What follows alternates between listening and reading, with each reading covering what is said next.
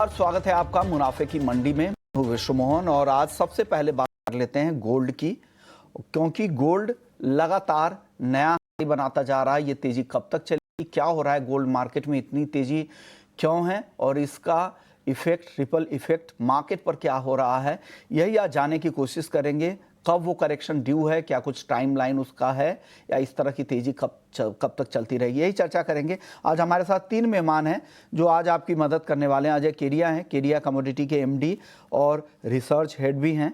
भावी पटेल हैं, ट्रेडबुल सिक्योरिटीज़ से सीनियर रिसर्च एनालिस्ट हैं ट्रेडबुल सिक्योरिटीज़ के।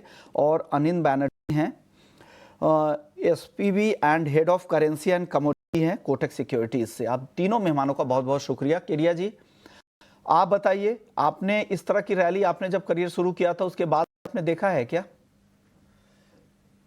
नमस्कार सुमन। देखिए, कैरियर स्टार्ट हुआ जब हम लोग पूरे दिन में जब एनालिसिस करते थे तो लिटरली मैं गोल्ड में 20 रुपए 15 रुपए के टारगेट्स दिया करता था, मुझे अच्छे से ध्यान है। और आज ऐसी सिचुएशन है कि बिड आस्क में हम देखेंगे तो 50-100 रुपए का फर्क है। तो बिल्कुल ये ऐतिहासिक मौका भी है, दौर भी है, जिस ढंग से हम देखें ग्लोबल फैक्टर कि आज से अगर मैं टोटली 20-22 साल पहले की बात करूं, तब से मैं मार्केट में जुड़ा हूं 2002, 3, 4 में, तो इतना मूवमेंट भी नहीं हुआ करता था। बट जो वॉलेटिलिटी बनी हुई है वो ग्लोबल फैक्टर के जरिए बनी हुई है और आज हम बिल्कुल 3500 के करीब पहुंच चुके हैं। और मुझे लगता है कि ठीक है, अगर मैं टेक्निकल भी देखता हूँ, फंडामेंटल भी देखता हूँ, डेटा भी देखता हूँ, तो technically yes, stay away. Market जिस रेंज में है कि रोज ओपन होता है 1500, 1800, 2000 पॉइंट सोना ऊपर ओपन हो रहा है। वहीं अगर फंडामेंटल देखो, yes, we have a reason कि अभी भी डोनाल्ड ट्रंप लगे हुए हैं कि कोई ना कोई टैरिफ में डील की भी कोशिश की जा रही है। बट आई थिंक जिस ढंग से डॉलर इंडेक्स 2022 के लेवल पे पहुंच चुका है, ये भी एक बड़ा ट्रिगर है। तो आई थिंक इस बार सारे जो बोलते हैं ना इवेंट्स है वो एक साथ ही 2025 में आ गए हैं, जिससे ये एक्सट्रीम वॉलिटिलिटी में बना हुआ है। और हम देख ही रहे हैं कि सोना जनवरी से लेकर अभी तक की भी बात करूं तो लगभग आई थिंक 40% के आसपास, 38-40% के आसपास ले चुका है ये साल में। पहली बार ऐसा कोई असेट क्लास 3, साढ़े 3, 4 महीने के अंदर ही 40 का गेन दे रहा, वो भी commodity like gold. Spot gold में तो पिछले एक साल में देखे तो 50% तक की तेजी है और इस साल स्पॉट गोल्ड में कॉमेक्स पर यहाँ पर 33% तक की तेजी दिख रही। तो इस तरह की रैली किसी ने सोची भी नहीं होगी और कई सालों में इतनी तेजी आती है वो कुछ महीने में यहाँ पर देखने को मिल रही है। केडिया, नमस्कार सुमन। सर। देखिए, कैरियर स्टार्ट हुआ जब हम लोग पूरे दिन में जब एनालिसिस करते थे तो लिटरली मैं गोल्ड में 20 रुपए 15 रुपए के टारगेट्स दिया करता था, मुझे अच्छे से ध्यान है। और आज ऐसी सिचुएशन है कि बिड आस्क में हम देखेंगे तो 50-100 रुपए का फर्क है। तो बिल्कुल ये ऐतिहासिक मौका भी है, दौर भी है, जिस ढंग से हम देखें ग्लोबल फैक्टर कि आज से अगर मैं टोटली 20-22 साल पहले की बात करूं, तब से मैं मार्केट में जुड़ा हूं 2002, 3, 4 में, तो इतना मूवमेंट भी नहीं हुआ करता था। बट जो वॉलेटिलिटी बनी हुई है वो ग्लोबल फैक्टर के जरिए बनी हुई है और आज हम बिल्कुल 3500 के करीब पहुंच चुके हैं। और मुझे लगता है कि ठीक है, अगर मैं टेक्निकल भी देखता हूँ, फंडामेंटल भी देखता हूँ, डेटा भी देखता हूँ, तो technically yes, stay away. Market जिस रेंज में है कि रोज ओपन होता है 1500, 1800, 2000 पॉइंट सोना ऊपर ओपन हो रहा है। वहीं अगर फंडामेंटल देखो, yes, we have a reason कि अभी भी डोनाल्ड ट्रंप लगे हुए हैं कि कोई ना कोई टैरिफ में डील की भी कोशिश की जा रही है। बट आई थिंक जिस ढंग से डॉलर इंडेक्स 2022 के लेवल पे पहुंच चुका है, ये भी एक बड़ा ट्रिगर है। तो आई थिंक इस बार सारे जो बोलते हैं ना इवेंट्स है वो एक साथ ही 2025 में आ गए हैं, जिससे ये एक्सट्रीम वॉलिटिलिटी में बना हुआ है। और हम देख ही रहे हैं कि सोना जनवरी से लेकर अभी तक की भी बात करूं तो लगभग आई थिंक 40% के आसपास, 38-40% के आसपास ले चुका है ये साल में।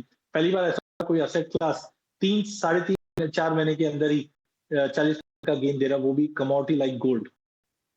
स्पॉट गोल्ड में तो पिछले एक साल में देखे तो 50% तक की तेजी है और इस साल स्पॉट गोल्ड में कॉमेक्स पर यहाँ पर 33% तक की तेजी दिख रही। तो इस तरह की रैली किसी ने सोची भी नहीं होगी और कई सालों में इतनी तेजी आती है वो कुछ महीने में यहाँ पर देखने को मिल रही है। केडिया जी, कुछ करेक्शन के साइन कुछ दिख रहे हैं और उसके लिए कोई टाइमलाइन है या कहना अभी कुछ भी मुश्किल है इस बाजार में? देखिए, 3 तारीख से लेकर अभी तक की अगर मैं बात करूं तो बिल्कुल भी ये सबके परे है। जो टारगेट हमने पिछले साल 3000, 3100 के रखे थे, वो तो हमने फरवरी में ही छूते हुए देखा था। एक्सटेंशन करके मैंने रखा था कि हाँ, 3550 से 3600 के लेवल आएंगे पूरे साल भर में, जो अब हम देख रहे हैं 3500 के बिल्कुल करीब है। बट हाँ, कुछ इंडिकेटर्स है जिन पे आपको नजर रखना चाहिए। पहला, टेक्निकल में आरएसआई जिसको बोलते हैं, तो आरएसआई कंसिस्टेंटली अब हम देख रहे हैं कि 80 के करीब पहुंच चुकी है, जो दर्शाता है कि stay away from here, because यहाँ से लॉन्ग नहीं करना चाहिए, क्योंकि रिस्क फैक्टर बहुत स्ट्रांग हो जाता है यहाँ पे। सेकंड, अगर हम बात करें तो जो जो न्यूज पे मार्केट ने तेजी की थी, वो अब मैच्योरिटी के लेवल पे, उदाहरण के तौर पे अगर हम टैरिफ की बात करें, तो हमें पता है कि 245% का चाइना पे लग चुका है। What next? एक कि ऐसे ही ये बच्चों की तरह हम खेलते रहेंगे कि 250 की जगह 500 हो जाएगा, 800 हो जाएगा, बट उससे कोई उनको बेनिफिट या कुछ ऐसा और चेंजेस नहीं आने वाला, ट्रेड तो होने वाले नहीं है। हाँ, ये मानते जरूर है, जैसे हमने शुक्रवार को देखा कि जापान ट्रेड डील के लिए मान गया, उम्मीद है कि फ्रांस है, जर्मनी है, बाकी कंट्रीज भी धीरे धीरे मान जाए, तो हो सकता है कि आगे जाकर अगर यूएस और चाइना दोनों ट्रेड डील पे बैठे, तो ये तो भूल जाइए कि अब ये जीरो हो जाएगा। बट हाँ, जैसे हमने देखा ग्लोबली 10% का टैरिफ ग्लोबली सब पे लगा है, चाइना पे हो सकता है 12, 15, 20 पे आ जाए अगर बात चालू हो जाए, तो वो एक बहुत ही बड़ा रिलीफ रहेगा पूरे मार्केट को, और वो एक बड़ा कारण बन सकता है। अब वो कब हो सकता है? हो सकता है 1 घंटे बाद, हो सकता है 15 दिन बाद हो, बट जो ये एग्रेशन हुआ है, वो यूएस के लिए भी अच्छा नहीं है और चाइना के लिए भी अच्छा नहीं है। जैसे इंडिया ने भी, कल हमने देखा, स्टील की ड्यूटी बढ़ा दी, क्योंकि अब इंडिया को भी डर लग रहा है कि चाइना की डंपिंग इंडिया में स्टार्ट नहीं हो जाए। तो आई थिंक अगला 48 घंटा या अगला हफ्ता भर बहुत इंपॉर्टेंट है, और टेक्निकली तो मुझे लगता है कि अभी एंट्री नहीं करना चाहिए। टैरिफ वॉर और इवन ईरान और यूएस के बीच में भी जो बैठक है, वो काफी हम बोल सकते हैं पॉजिटिव और जा रहा है। तो ऐसे ये जो ट्रिगर्स है वो मैच्योर होते हुए दिखाई दे रहे हैं। तो जैसे ये मैच्योरिटी के अपडेट्स आने चालू हो जाएंगे, आई थिंक जिस ढंग से हमने तेजी की है, वैसे एक बड़े करेक्शन की और भी जा सकते हैं। सर, ज्वेलरी मार्केट पे क्या इसका असर हुआ है? कुछ आपके क्लाइंट्स वगैरह होंगे जो हेजिंग के लिए आप लोगों से एडवाइस लेते होंगे, कंसल्टेंट के तौर पे आप काम करते होंगे उनके लिए, उन लोगों का रिएक्शन सर इस तेजी में, और उनका क्या हाल है? देखिए, मैं ये शनिवार को जयपुर में था और काफी ज्वेलर से मैं मिला भी है कोई अपडेट्स के लिए, कैसे हेजिंग पे ये टाइम पे किया जाए। तो फ्रेंकली देखिए, हेजिंग के लिए हमारे पास 2-3 टूल होते हैं। पहला, हम बोल सकते हैं कि आदमी बोलता है पोजीशंस कम करके चलूंगा।